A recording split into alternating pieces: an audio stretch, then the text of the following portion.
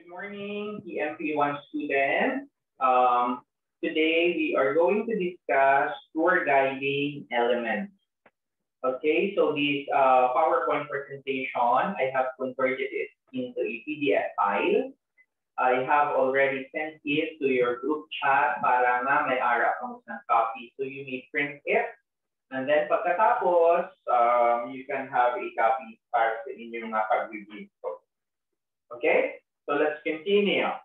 So ano ang mga tour guiding elements? So ang number one is ang communication skills. Okay, so communication skills is nag-refer sa ano? Okay, so refers to the mastery of a language or a number of languages. Okay, so if you are a tour guide, it is required skill nga may-ari ikaw sa mastery ng language. So if you are an English tour guide, at least dapat well-versed ikaw. Kabalo ikaw mag-present ng iyong idea, kabalo ikaw mag-present ng story, kabalo ka mag-storytelling using the English language. So the same man, if you are a tour guide using, let's say, Chinese or Korean or Spanish. So that is a very important. Important din ang communication skills para nga hindi ka mo magkaroon ng like miscommunication with your client. Okay? Remember, ang ating mga clients, different personality. So, gina-avoid din natin na magka-miscommunication kita. Okay? Now, nag-refer man ini sa tone at qualities ng inyong voice, overall projection, and language meaning. Okay, so, kung tour guide ikaw, hindi man niya pwede na makinay mo tingog or tamaan man katunog or daw patay, malamya, daw ang mga klase. It has to be with, okay, with a good tone, good quality, okay? Sang imo nga voice para nga mahatag ang proper nga way of communicating with your client. Okay, next. Another one is your body language and directional gesture, and then the proper use of communication equipment. Now, with the body language, of course, we have some cases na kung ang local nga tour guide, hindi niya ma-express, okay? Hindi niya ma-express ang iya nga gusto ihambal or ang iya nga gusto i-communicate or she is out of words. Usually, we express something using our body language and directional gestures. Okay? So, dapat ang tour guide may ara man sina nga klase ng skill. And then, ang last one is the proper use of communication equipment. Lapel, or let's say microphone, megaphone, well-adjusted, depende sa imo nga listener. Okay? So, kung ang imo nga listener, for example, are senior citizens, so, mas maayo yun that you use an communication equipment nga daw ma-express or ma-communicate in a way nga mabasian ikaw and you will be understood by your client. Okay, let's continue.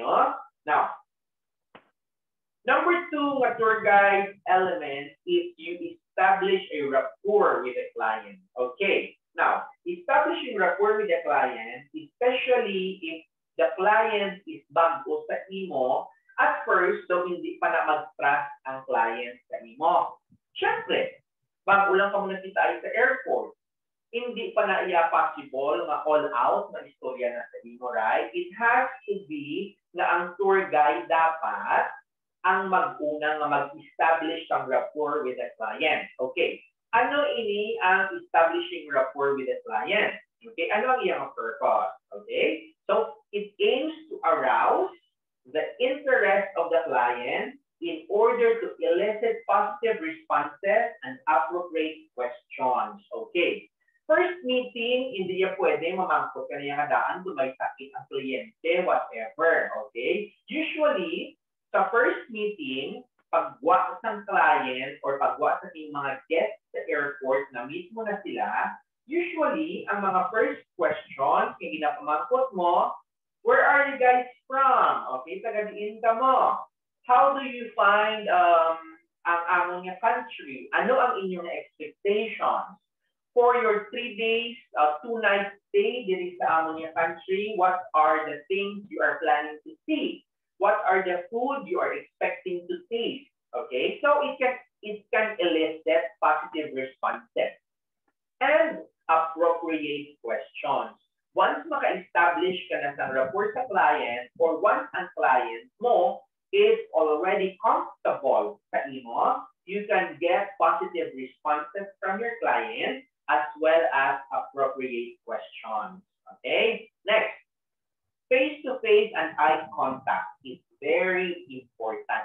Okay? Now, ang eye-to-eye contact, especially if you are talking with someone, is very important because it may connote that you are serious. Seryoso ikaw sa iyong ginahambal. Okay? As well as face-to-face dapat. Hindi pwede na when you are answering the question sa imo nga kliyente, sa imo nga guest, ikaw yan nagalantaw sa imo cellphone, or may ginalantaw ikaw nga iba na wala nag-maintain ng eye-to-eye contact. It's considered rude. So, allow-eye. Not only in tour guiding, but also if you are talking with someone, I think it is very necessary, kids, to maintain face-to-face and eye-to-eye contact. Okay. Next one is the proper way of asking and answering questions. Okay. Now, if you are being asked by your client about something, it is very appropriate to give the correct answer. Now, in case, for example, ginmangkot ikaw, and then pagkatapos, you don't know the answer. Maybe you can say, ma'am, currently, I'm sorry, subong wala akong kabalo dira, but let me research. Lantawon ko kung ano ang pwede kumasabas sa ino nga pamangkot instead of giving wrong answer. I think that's better. Okay. Number 4, polite and unobtrusive way of calling people's attention. Okay. Usually, ang atong mga guests, if we are a tour guide, hindi pa man natin kilala kanan, right? So how do we address them? Okay. I think it's a proper way, the polite way of addressing your clients. Kaya hindi po naman sila kilala. You just met them.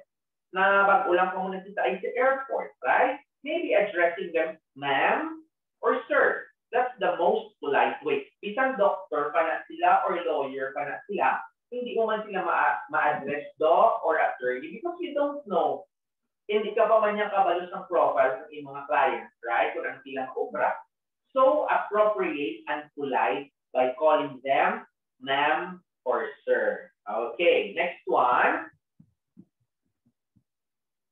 Next one is the mastery of information and skills. Okay? Requirement sa isa ka tour guide that you have studied kung ano ang imo nga homework, kung ano ang imo assignment, kung ano ang imo assigned topic for the day. Okay. Stock knowledge through research.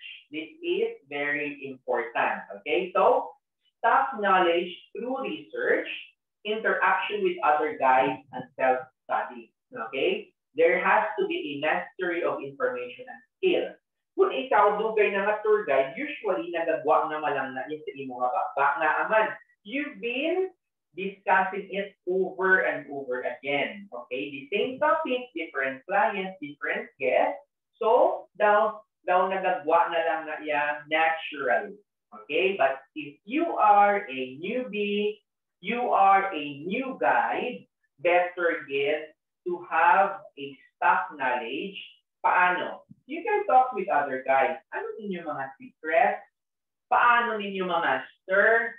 Okay, and then you can also do self-study. Okay, another one. For historical and cultural tours, okay? So historical and cultural tours, yeah. Dates and chronology of events. Ano ang pagkasunod-sunod sa mga events? Ano, sino ang mga important historical personalities? And the former setting compared to the present usages. Dapat kabalo ikaw sina.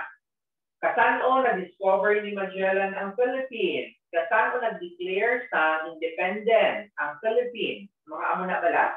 Dapat kabalo ikaw, sina ano ang kasunod. Kasano nagbalik si Mang Arthur, kasano napatay si Amoni, kasano gintindog ang Siliman University, ang Philippine Christian University.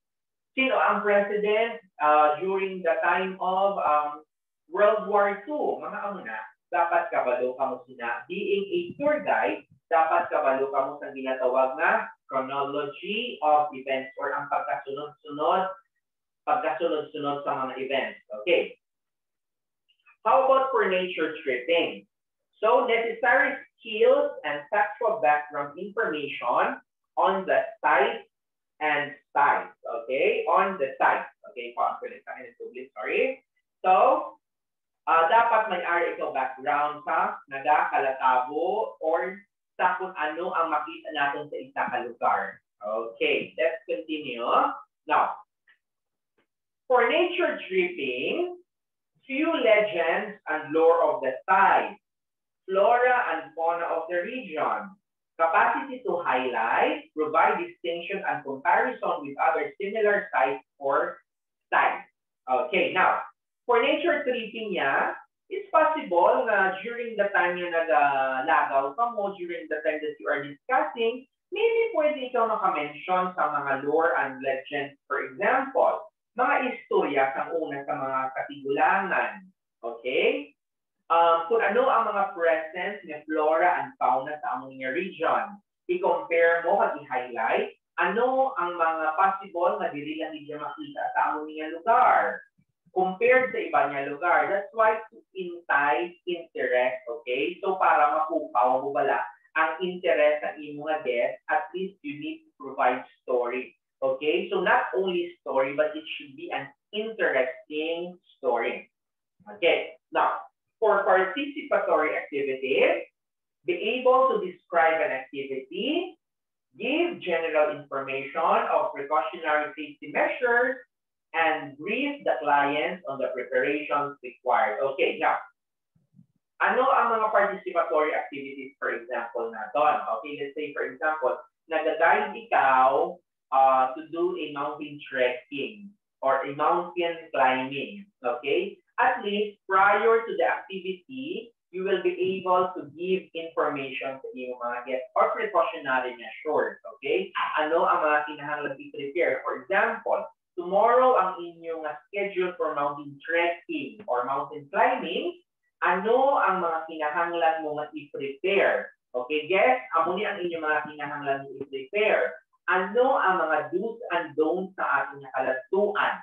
Ano ang mga pwede ninyo obrahon? Ano ang mga hindi pwede obrahon? Ano ang mga precautionary safety measures? And then may arap kita sa ginatawag na briefing of the clients also. Para ang client may have an idea on what to expect during the actual activity. Okay? Continue. Now, knowledge of foreign customs and traditions. Okay, so knowledge of the history, civilization, society, and way of life of the countries, places to be visited, familiarity with the local language and current events, and rapport with the locals. Okay, being a tour guide, isa man sa very important element is you need to have a knowledge of foreign customs and traditions. Now, at least balaan mo kung ano ang history sa isa ka country or sa isa ka city na inyong ginakatuan. Okay? Now, at least you know some local language, even just to say thank you, how much is this, thank you so much for being kind, goodbye, mga mga bala. So, if you know these local languages, pwede mo ini siya nga mapasa or matudlo sa imo nga mga guests. Okay? Hindi man gidyatanan. Okay? Since English is usually ang ginagamit kung mag-tour, especially kung yung mga guests are from English-speaking country, but I think it's just appropriate. It won't hurt also kung ikaw nga tour guide, suduan mo man niya maghambal ng local.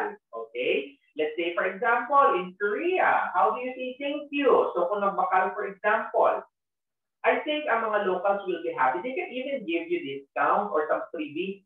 Like for example, instead of saying thank you, you can say kamsahamnida. Okay? Kamsahamnida in Korean. Or in Chinese, maybe you can say 谢谢. Right? So at least may ara bala lang yan sang daw medyo maka-establish sang rapport with the locals. Okay? At in what way?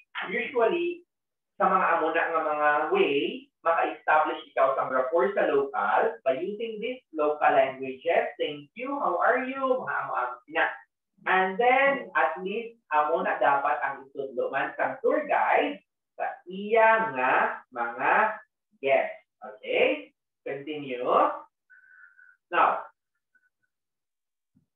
types of commentaries.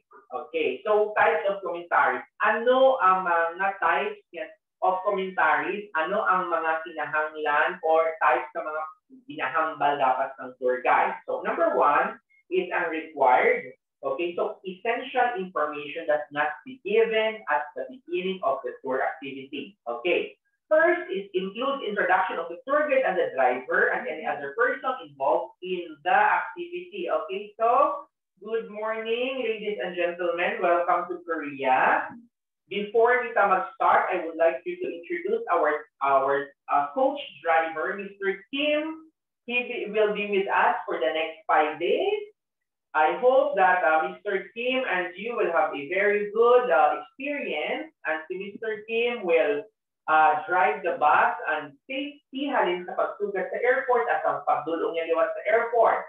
And then you introduce yourself. So I am Juan de la Cruz, for example. I will be your tour guide for today until on March 22nd.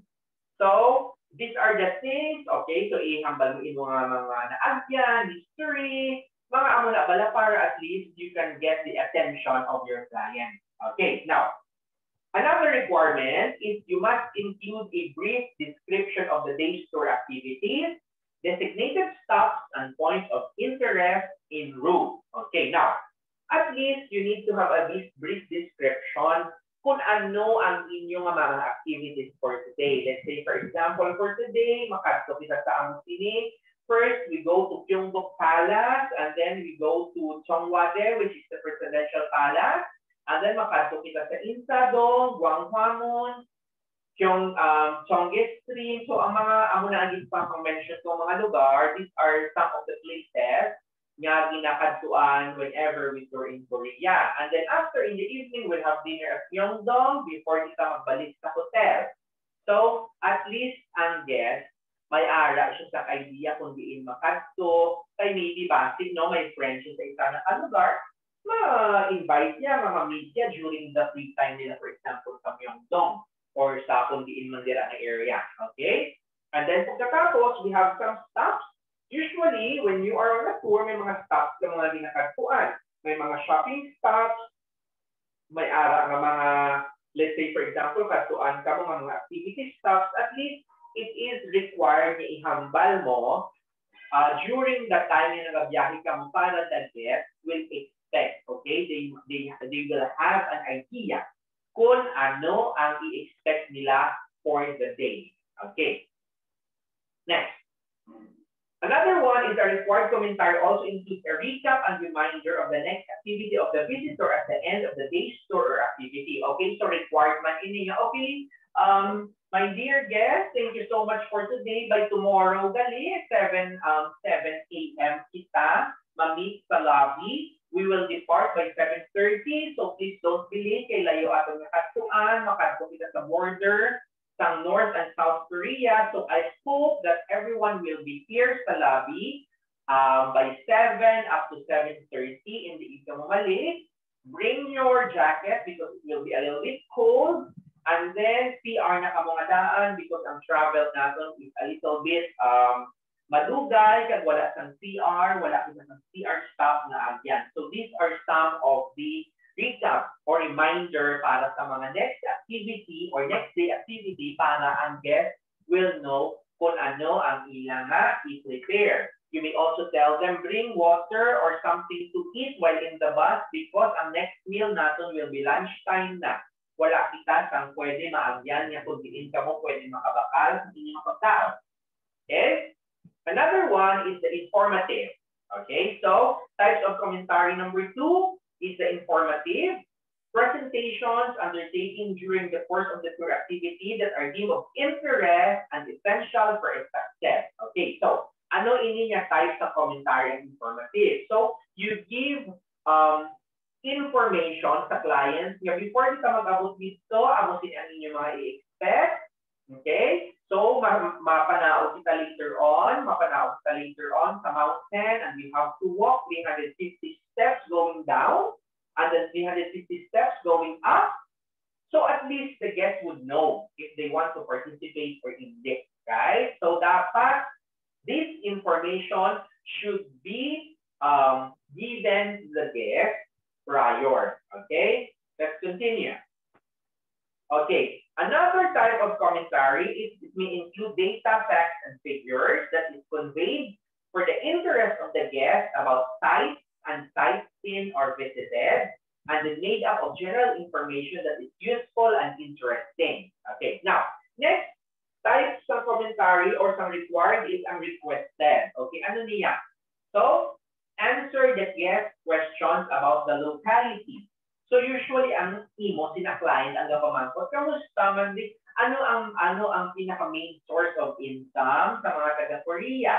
Okay, so destination or country being visited constitutes the requested commentary. Okay, so what are the places? Pag next time when we visit, do you really think it's a good idea to visit Jeju Island?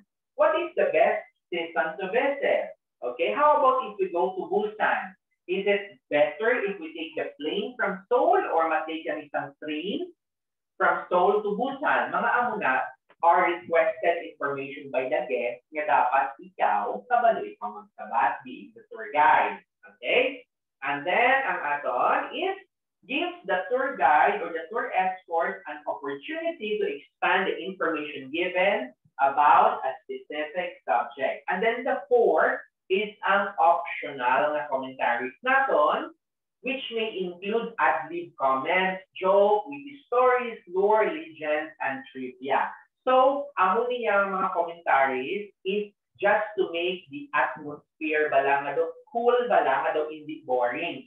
So, sometimes the tour guide may introduce jokes, may introduce ang mga legends or stories about sa inyong malantuan na daw maka-entice or makapukaw sa interest ng guest. Okay, so these are optional.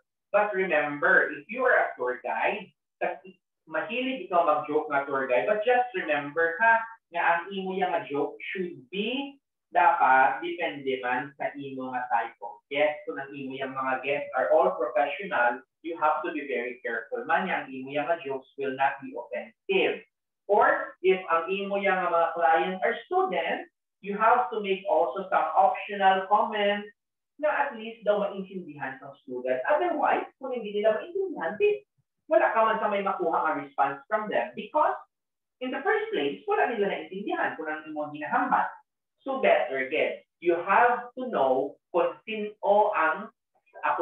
ang imo nga guest. Okay? Ang profile, but that's why before mag-start ang tour may profiling ang guest. Okay? So, dapat kabalo ikaw. Okay? So, ang jokes mo, dapat nagadepende man sa imo nga guest.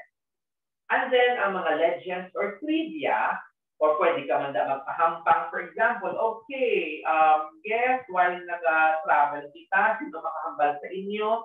Kung pila ang population sa North Korea, I will give you a bookmark or I will give you a, let's say, for example, 1 pack of kimchi sa makasabat. So, these are types sa mga optional na pwede mo introduce sa imo mga guests para nga makakuha ikaw sa ila ng positive response. Okay? So guys, remember, ang akon ini nga mga question, nga mga tour guide elements, nga akon yung mention, this will be part sa inyong final output, sa inyong final na exam.